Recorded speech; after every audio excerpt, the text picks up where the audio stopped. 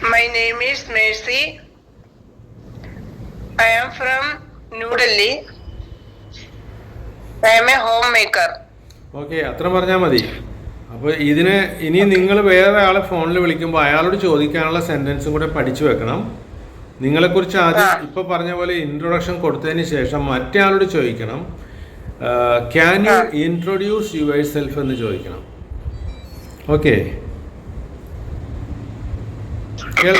കേൾക്കാമോ? Can you introduce yourself? Can you introduce your self എന്ന് ചോദിക്കണം. അപ്പോൾ മറ്റേ ആളും ഇൻട്രൊഡ്യൂസ് ചെയ്യും. അതിനുശേഷം നിങ്ങൾ വേറെ എന്തെങ്കിലും വിശേഷങ്ങൾ ചോദിക്കുക. നിങ്ങൾ എന്തുകൊണ്ടാണ് ഡൽഹിയിൽ താമസിക്കുന്നതെന്നോ നിങ്ങളുടെ സ്വദേശം എവിടെയാണെന്നോ അത് കഴിഞ്ഞ് അതുമായി ബന്ധപ്പെട്ട പല വിഷയങ്ങളും നമ്മുടെ മനസ്സിലേക്ക് വന്നോളും. ഓക്കെ, അപ്പം ഞാനിപ്പോൾ ചോദിക്കാം, why are you living in Delhi?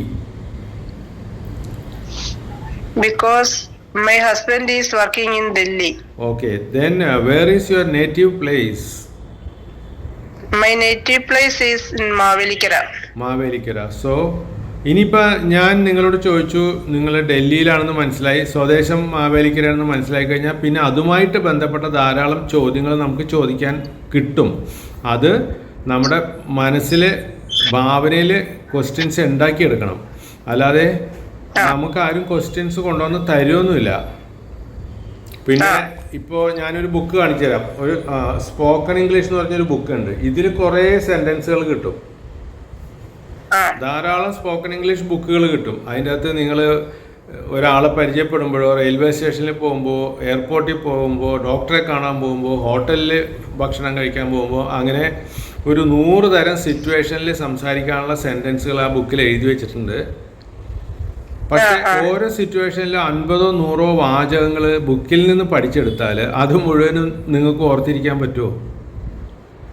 ഇല്ല, നമ്മള് സംസാരിച്ചെങ്കിൽ മാത്രമേ പഠിക്കത്തുള്ളൂ. പക്ഷെ ഞാനിത് റാപ്പിഡെക്സ് ഒക്കെ നേരത്തെ എടുത്തു വെച്ച് വായിക്കുകയൊക്കെ ചെയ്തിട്ടുണ്ട്. പക്ഷെ അത്ര എനിക്ക് തോന്നിയിട്ടില്ല അത് അങ്ങനെ പഠിക്കാൻ പറ്റുമെന്ന്.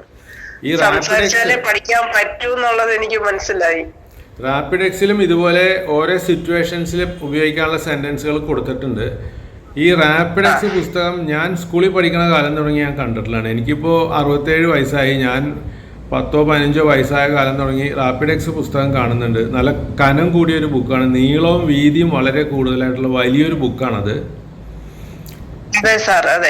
എല്ലാ ബുക്ക് സ്റ്റാളുകളിലും, അതും കൂടാതെ എല്ലാ റെയിൽവേ സ്റ്റേഷനിലും കാണും ഈ പുസ്തകം. ട്രെയിനിൽ യാത്ര ചെയ്യുമ്പോൾ എല്ലാവരും ഇത് വാങ്ങും.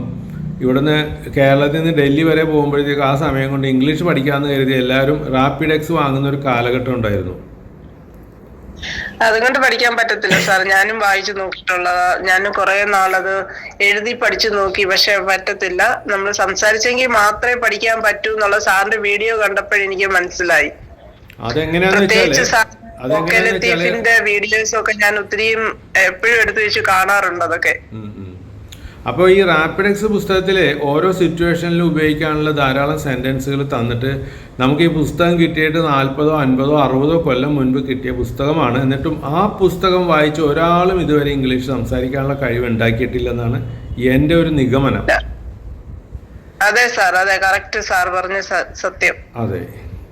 അപ്പോൾ ഇനി നമ്മൾ എന്താ ചെയ്യേണ്ടതെന്ന് വെച്ചാൽ, കാലഘട്ടമൊക്കെ മാറിപ്പോയി. ഈ റാപ്പിഡെക്സ് പുസ്തകവും അതുപോലെ ധാരാളം സ്പോക്കൺ ഇംഗ്ലീഷിൻ്റെ പുസ്തകങ്ങൾ നമുക്ക് ഇപ്പോഴും കടകളിൽ കിട്ടുമെങ്കിലും അതെല്ലാം നമ്മുടെ ആട്ടുകല്ലും അമ്മിക്കല്ലും ഉരലും പോലെ ആയിപ്പോയി. ഇപ്പോൾ ആട്ടുകല്ലും അമ്മിക്കല്ലും ഉരലും വീടിൻ്റെ അകത്തല്ല, വീടിന് പുറത്ത് പറമ്പിലാണ് കിടക്കുന്നത്, അല്ലേ? ആരെങ്കിലും അത് ഉപയോഗിക്കുന്നുണ്ടോ ഈ കാലഘട്ടത്തിൽ? ഇല്ല. ഇപ്പം മോഡേൺ ആയിട്ടുള്ള ഒരുപാട് മെഷീൻസ് നമുക്ക് കിട്ടും ചെറിയ ചെറിയ വർക്കുകൾ ചെയ്യാനായിട്ട്, അല്ലേ? ഈ അടുത്തിടക്ക് ഈ വീട്ടിൽ നമ്മൾ ഉള്ളി സവാളയൊക്കെ അരിയാൻ വേണ്ടിയിട്ട് ഒരു മെഷീൻ വെറും 600 രൂപയുള്ളൂ. സൂപ്പറാണ്. ഒരു സവാള തൊലി കളഞ്ഞിട്ട് അങ്ങോട്ട് ഇട്ട് കൊടുത്തിട്ട് ഒരു ബട്ടൺ പ്രസ് ചെയ്ത് കഴിഞ്ഞാൽ ഒരു 5 10 സെക്കൻഡ് കൊണ്ട് അത് കട്ട് ചെയ്ത് കിട്ടും. ഇലക്ട്രിക്കിന്റെ ചോപ്പർ ഉണ്ട്, കൈ കൊണ്ട് ചെയ്യാവുന്ന ചോപ്പർ ഉണ്ട്. പക്ഷേ ഈ ഇലക്ട്രിക്കിന്റെ ചോപ്പർ ഏതോ ഒരു കമ്പനിയുടെ ഉഗ്രം ക്വാളിറ്റിയാണത്. മനസ്സിലായോ? തേങ്ങ അമ്മിക്കല്ലയിൽ വെച്ച് തേങ്ങ അരച്ചെടുക്കുന്നതിന് അത് എത്ര സമയം വേണമായിരുന്നു പണ്ട് കാലത്ത്? ഇത് ഈ ചോപ്പറിൽ ഇട്ട് കൊടുത്തിട്ടുണ്ടെങ്കിൽ തേങ്ങ അരച്ച് തരും അവർ. അതും 10-20 സെക്കൻഡ്, 20 വേണ്ട, ഒരു 10-15 സെക്കൻഡ് മതി. മനസ്സിലായോ? ഞാൻ എന്തിനാ ഇപ്പൊ ഈ ചോപ്പറിന്റെ കാര്യമൊക്കെ പറയണത്? വല്ലതും മനസ്സിലായോ എന്തിനാന്ന്? മനസ്സിലായി. അതായത് ഈ റാപ്പിഡെക്സ് പോലുള്ള പുസ്തകങ്ങളല്ല ഇനി വേണ്ടത്. ഓൺലൈനിൽ ധാരാളം പ്ലാറ്റ്ഫോമുകൾ വന്നിട്ടുണ്ട്. അപ്പൊ അത് ഉപയോഗിച്ച് നിങ്ങൾ ഇനി ഇംഗ്ലീഷ് പഠിക്കാൻ നോക്കിയാൽ മതി. ഓക്കെ, പറഞ്ഞ് കാട് കയറിപ്പോയി. നമ്മളിനി സംസാരിക്കുമ്പോൾ സംസാരത്തിൽ നിങ്ങൾ സെൻറ്റൻസ് നിങ്ങൾ തന്നെ ഭാവനയിൽ കൊണ്ടുവന്ന് ഉണ്ടാക്കിയെടുക്കണം, മെനഞ്ഞെടുക്കണമെന്ന് പറയും. അപ്പം നമ്മൾ പറഞ്ഞത് നിങ്ങളുടെ വീട് ഡൽഹിയിലാണെന്നും നിങ്ങളുടെ സ്വദേശം മാവേലിക്കരയാണെന്നും പറഞ്ഞപ്പോൾ എൻ്റെ മനസ്സിൽ ഇനിയും കുറേ ചോദ്യങ്ങൾ വരുന്നുണ്ട്. ആ ചോദ്യങ്ങൾ ഞാൻ ചോദിക്കാം, അതിന് ഉത്തരം നിങ്ങൾ പറയണം. ഇതേപോലെ തന്നെ എന്നോടും ചോദ്യം ചോദിക്കാനായിട്ട് നിങ്ങളുടെ മനസ്സിൽ കുറേ ക്വസ്റ്റ്യൻസ് നിങ്ങൾ ഉണ്ടാക്കിയെടുക്കണം. അങ്ങനെ സ്വന്തം മനസ്സിൽ സ്വന്തം ക്വസ്റ്റ്യൻസ് ഉണ്ടാക്കിയെടുത്തിട്ട് നിങ്ങളത് ചോദിക്കുകയും സ്വന്തമായിട്ട് ഉത്തരം പറയുകയും ചെയ്താലേ വിജയിക്കുകയുള്ളൂ. റാപ്പിഡെക്സ് പുസ്തകം ഉപേക്ഷിക്കുക, മറക്കുക. റെഡിയാണോ?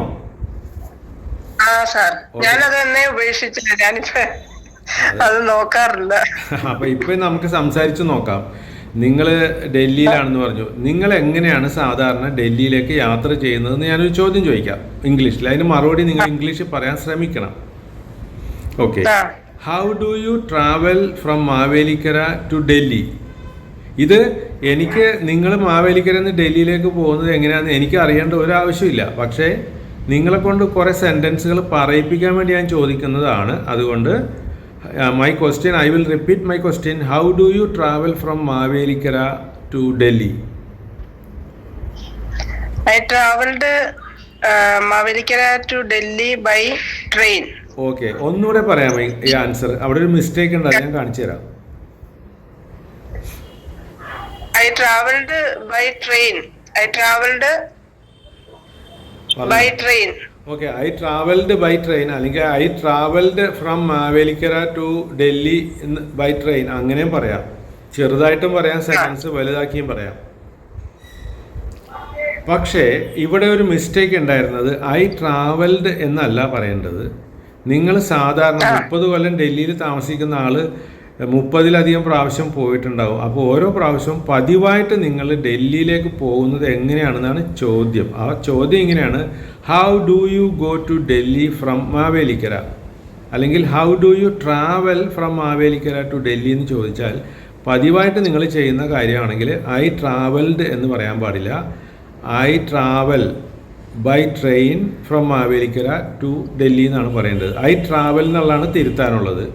ഐ ട്രാവൽഡ് എന്ന് പറയരുത്. ഓക്കെ, അപ്പൊ ഈ ക്വസ്റ്റ്യൻ ഒന്നുകൂടെ ചോദിക്കാം. How do you go to Delhi? ഞാൻ ക്വസ്റ്റ്യൻ ചോദിക്കുമ്പോൾ മുഴുവനായിട്ട് ആൻസർ ഒന്ന് പറയണേ.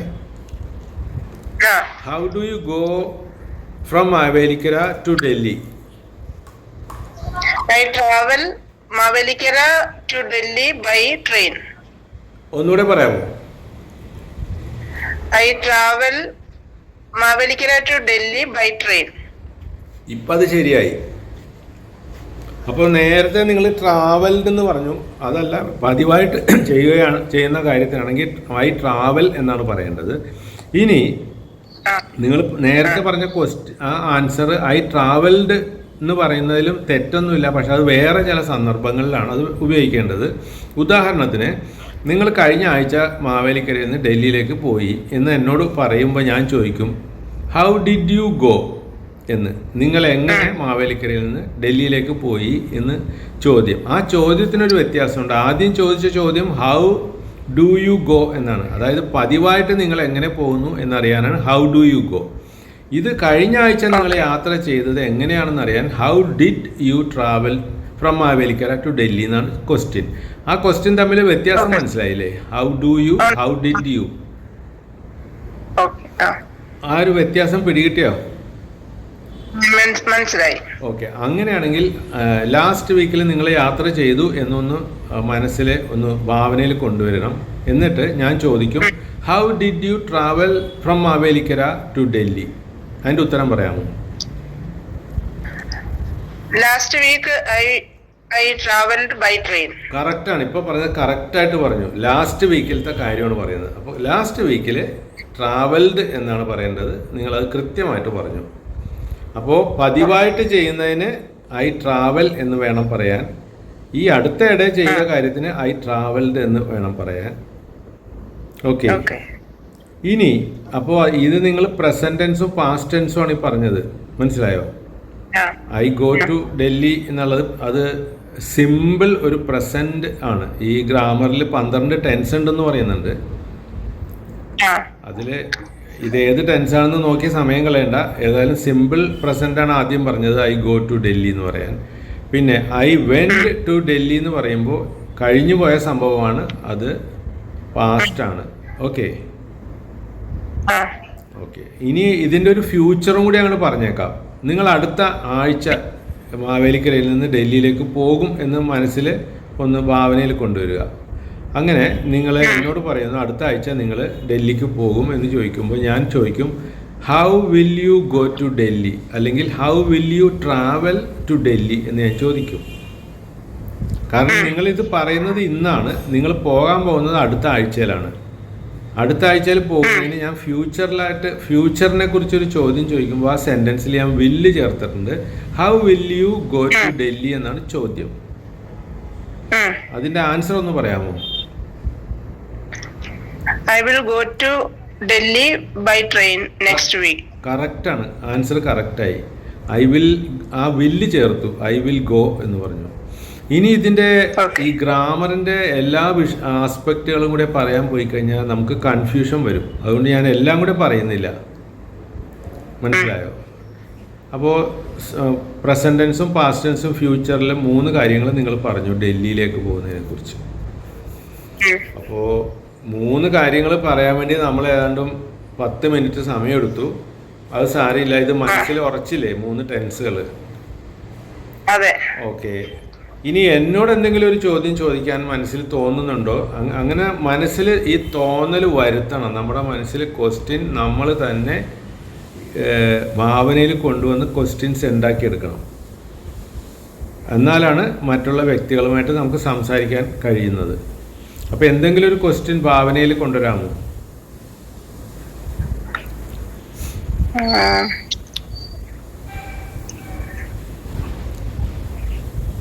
കിട്ടുന്നില്ല, അത് സാരില്ല, സമയം എടുത്തോളൂ. ആദ്യമായിട്ട് ക്വസ്റ്റ്യൻ ഉണ്ടാക്കുമ്പോൾ കുറേ സമയം എടുക്കും, അത് സാരമൊന്നുമില്ല. Sir, I have 2 sons. Okay. Elder son was in Bangalore. He is settled in Bangalore. And younger son is studying M.Tech in Ahmedabad. Okay, M.Tech, very good. So, where is Ahmedabad? Ahmedabad, CEPT University, CEPT, CEPT University. Yeah, where is it? In which state is this place? Gujarat. Oh, Gujarat. Okay. ഇപ്പോൾ നിങ്ങൾ ഡൽഹിയിൽ താമസിക്കുന്ന ആൾ മകൻ ഗുജറാത്തിൽ പഠിക്കുന്നു എന്ന് പറയുമ്പോൾ തന്നെ എൻ്റെ മനസ്സിൽ ക്വസ്റ്റ്യൻസ് വേറെ വന്നു കഴിഞ്ഞു. ഞാൻ ചോദിക്കും Y your sun is studying in Gujarat എന്ന് ഞാൻ ചോദിക്കുകയാണ് നിങ്ങളോട്. മനസ്സിലായോ? Sir, my son's ambitions is studying in CEPT University. Oh, so can you explain what is CEPT University? CEPT, iska full meaning I don't know. Okay. Then I will ask, what is the peculiarity or what is the speciality of CEPT University? CEPT University is the 24 hours studying in their classes. 24 hours classes. Okay. I have no idea about this 24 hours. How can a person study 24 hours? What about his sleep? Sir, when will they sleep? Sir, ഞാൻ മലയാളത്തിൽ പറയാം. അല്ല, എന്നാ മലയാളത്തിലൊന്ന് പറഞ്ഞേ കേൾക്കട്ടെ. ഈ Sept യൂണിവേഴ്സിറ്റിയില് അവിടെ 24 hours class, അവിടെ എപ്പോഴും അവിടെ ടീച്ചേഴ്സ് ഉണ്ട്. അവിടെ ഈ വർക്ക്ഷോപ്പുകളൊക്കെ ഉണ്ട്. എംടെക് സ്റ്റുഡൻസിന് വർക്ക്ഷോപ്പുകളുണ്ട്. ഈ ആർക്കിടെക്ചർ സ്റ്റുഡൻസ്, എംടെക് സ്റ്റുഡൻസിനും 24 hours അവർക്ക് വർക്ക്ഷോപ്പുകളുണ്ട്. രാത്രിയിലും ഒക്കെ അവർ അവിടെ ഇരുന്ന് ഈ വർക്ക്ഷോപ്പില് ഈ എംടെക്കുകാർക്ക് വേണ്ടിയിട്ട് പ്രത്യേകം വർക്ക്ഷോപ്പുകളുണ്ട് അവിടെ. ആർക്കിടെക്ചറിന് വേണ്ടിയിട്ട് പ്രത്യേകമുള്ള ഒരു കോളേജാണ് ഇത്. ആർക്കിടെക്ചറുകാർക്ക് വേണ്ടിയിട്ട് തന്നെ നമ്മൾ ഗേറ്റ് എക്സാം എഴുതിയിട്ട് ആ വഴിയാണ് ഇത് കിട്ടുന്നത്. അല്ലാതെയും കിട്ടും, ഗേറ്റിന്റെ ഇത് മാർക്കിനനുസരിച്ച് ഗേറ്റ് എക്സാം വഴി. ഓക്കെ. ഇപ്പൊ നമ്മൾ ഈ പറഞ്ഞ കാര്യങ്ങള് നമ്മൾ ഇംഗ്ലീഷ് പ്രാക്ടീസ് ചെയ്യാൻ വന്ന ആൾക്കാരാണ്. സെപ്റ്റ് യൂണിവേഴ്സിറ്റിയുടെ ഡീറ്റെയിൽസ് മലയാളത്തിൽ പറഞ്ഞല്ലോ, അത് ഇംഗ്ലീഷിൽ അത് പറഞ്ഞ് പ്രാക്ടീസ് ചെയ്യാൻ പറ്റിയ ഒരു വിഷയമാണത്. അപ്പോൾ എങ്ങനെ ഇംഗ്ലീഷ് സെന്റൻസ് ക്രിയേറ്റ് ചെയ്യാം എന്ന് നമുക്ക് പഠിക്കാൻ കഴിയും. ഇതാണ്, ഇങ്ങനെയുള്ള വിഷയങ്ങളാണ് നമ്മൾ സംസാരിക്കേണ്ടത് ഇംഗ്ലീഷിൽ. അതിനു വേണ്ടിയിട്ടാണ് ഞാനിപ്പോൾ മലയാളം സംസാരിപ്പിച്ചത്. Okay. So now I think today we can conclude this talk. Next day when you feel free you can call me and we can talk again. Thank you, sir. Okay, nice.